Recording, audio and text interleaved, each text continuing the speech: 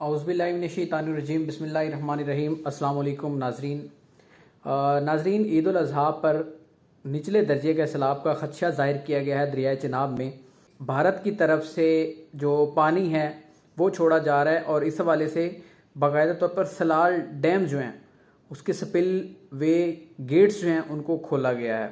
Spill वे gate जो हैं वो खोलने की वजह से दरियाए चिनाब में पानी की जो सतह है वो 2 से 3 मीटर तक बुलंद हो सकती है, जिसकी वजह से झंग, गुजरांवाला, सियालकोट, चनियोट, हाफजाबाद, मंडी बहाउद्दीन और इससे मुल्हिका जो रूट दरियाए चिनाब के रूट में आने वाले अजला हैं वो मुतासिर हो सकते हैं। तहम इस हवाले से पंजाब डिज़ास्टर मैनेजमेंट अथॉरिटी की तरफ से बाकायदा तौर पर अलर्ट तो जारी किया गया है, लेकिन ये भी साथ बताया गया कि ज़्यादा ख़तरे वाली कोई बात नहीं है। निचले दर्जे के सैलाब का ख़दशा ज़रूर है, लेकिन कोशिश ये की जाएगी कि पानी का जो बहाव है उसको मैनेज किया जाए और तमाम इलाकों को महफूज बनाया जाए।